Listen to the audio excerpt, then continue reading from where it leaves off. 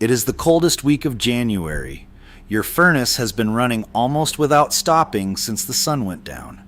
You can hear it kick on again right now, and you are still cold. You are sitting under a blanket, in a sweater, in a house you are paying good money to heat, and your feet are still cold, and the window beside you is quietly bleeding your warmth out into the dark as fast as that furnace can make it. This winter, you will hand somebody 4 states away $600, $700, $800, maybe more, just to be almost comfortable in your own home. And here's the strange part. The people who lived in this country 200 years ago with no furnace, no gas line, no electricity of any kind stayed warmer through a harder winter than you will this year. They knew something you were never taught.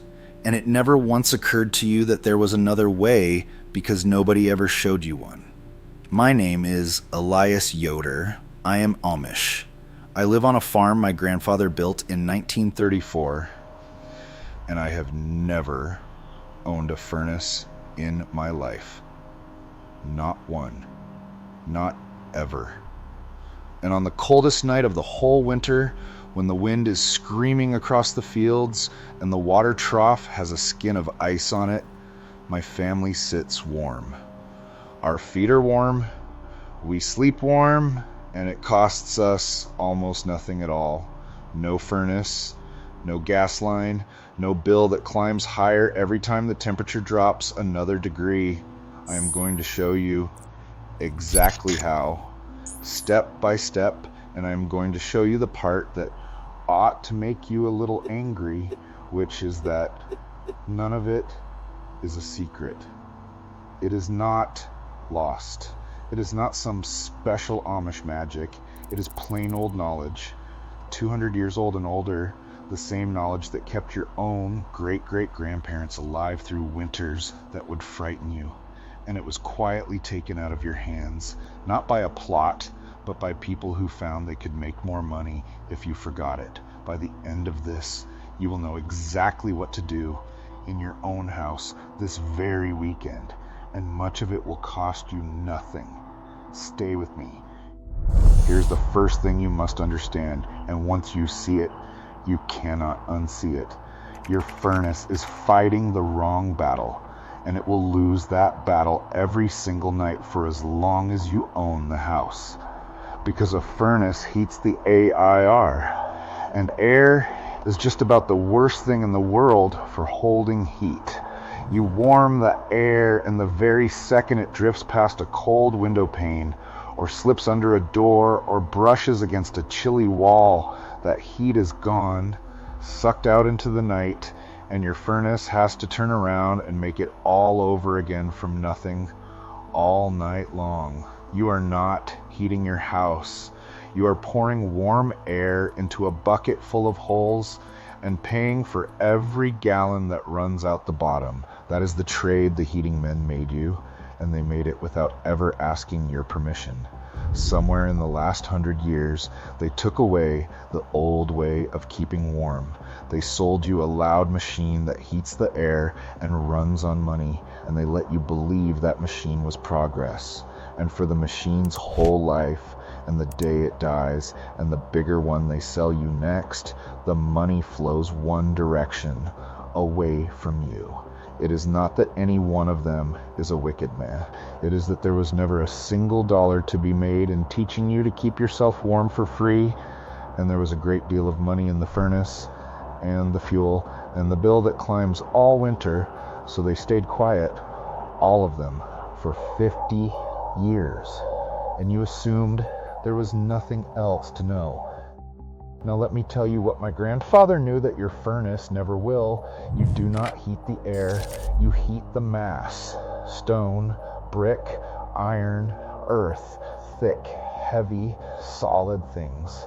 They drink up heat slowly, patiently, and here's the whole secret of it. They give that heat back for hours and hours after the fire has gone stone cold. A furnace warms the air, and the warmth is gone in minutes.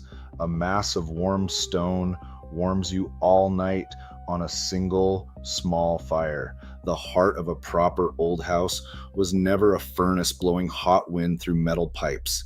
It was a great mass of masonry, a core of stone or brick built right into the middle of the house, and into that mass you build one small, hot, fast fire.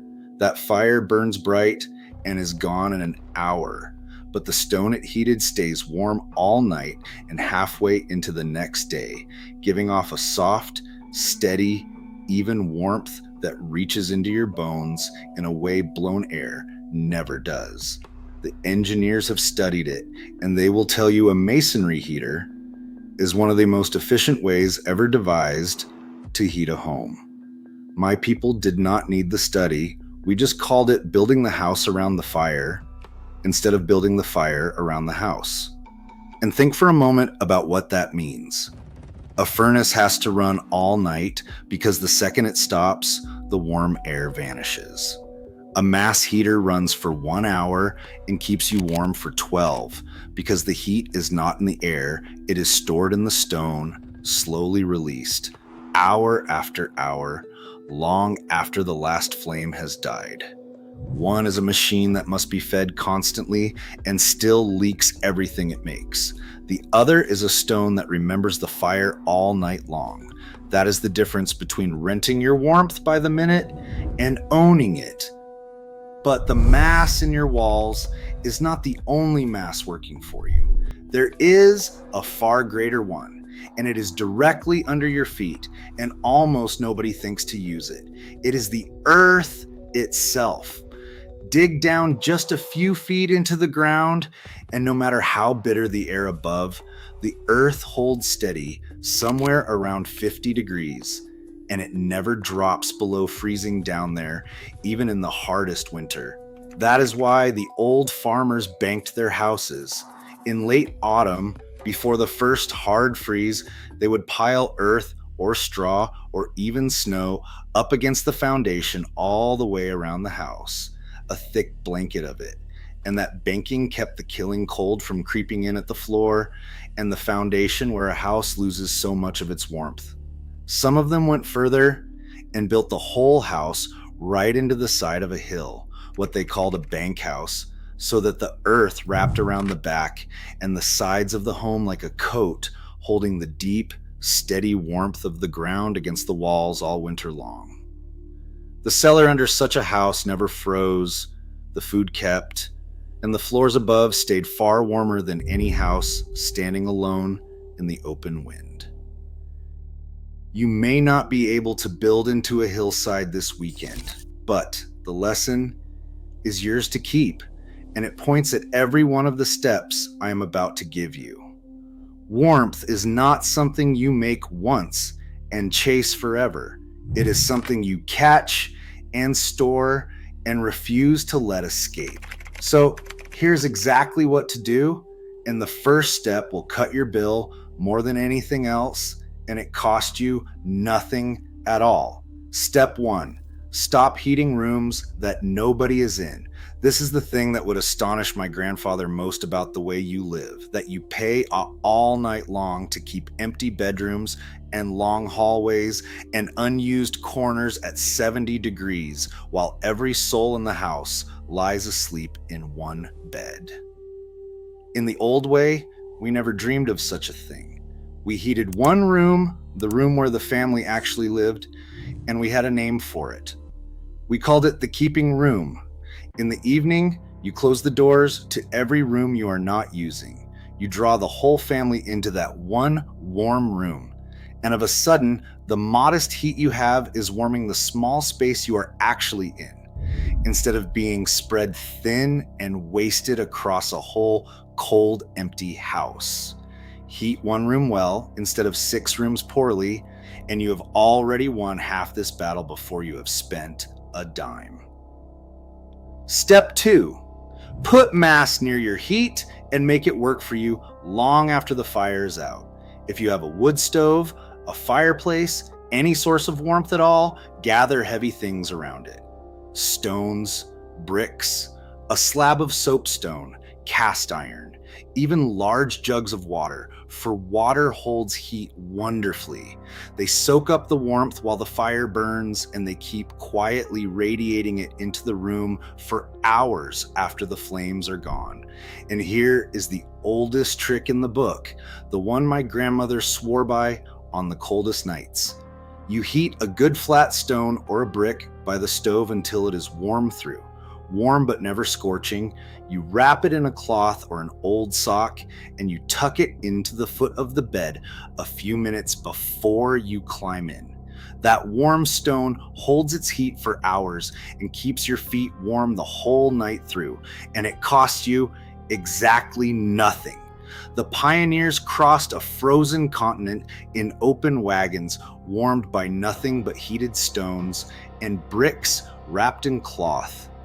In the old churches, folks carried little metal boxes filled with a few hot coals, foot stoves, to keep warm through a long, cold Sunday service.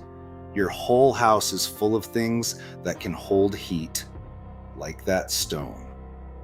Most of you have simply never once put them to work.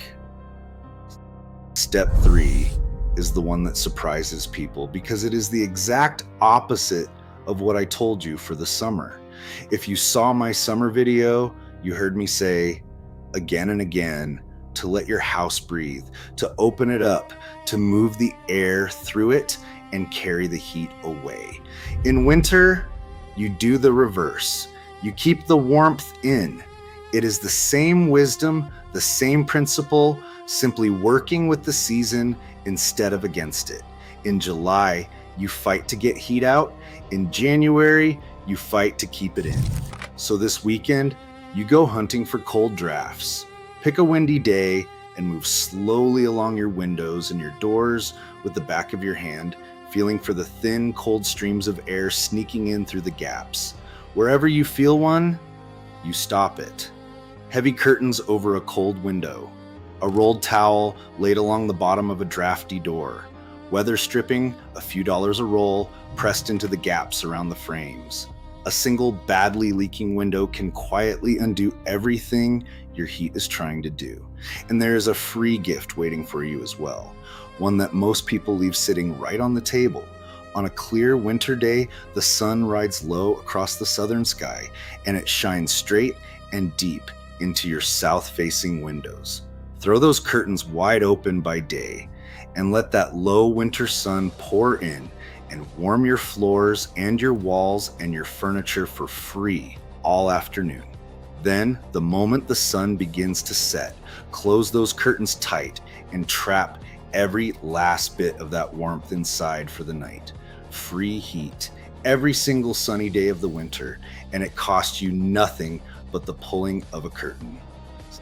Step 4, warm the person and warm the bed, because a warm person in a cool room needs far less heat than a cold person in a warm one. Wool is your friend when everything else fails you, for wool holds your own warmth against your body, even when it is damp. A heavy feather bed, or a thick wool blanket, warm socks, even an old-fashioned nightcap, and you will sleep warm through a cool night the way people slept warm for 1,000 years before there was ever a furnace. And here's a thing the old 4-poster beds knew that we forgot. Those beds had curtains that pulled all the way around them, and it was not for decoration. Those bed curtains trapped the warmth of your own body in that small space around you, so that inside the curtains, it stayed warm all night while the room beyond went cold. You can do the very same with a simple canopy or even a low tent of blankets over a child's bed. And in winter, unlike summer, you let your cooking heat stay in the house. The warmth pouring off a stove that baked bread and simmered a stew all afternoon is warmth you have already paid for once. Do not send it out the window. Let it fill the house. Step 5, and this is the one nobody tells you. Dress the house itself the way you dress your body. A bare floor of wood or stone or tile pulls the heat right out of your feet and out of the room, and a cold, hard wall radiates its chill straight at you as you sit near it. So the old folks covered them. Heavy rugs on the cold floors, thick and woolen, to hold the warmth where your feet are.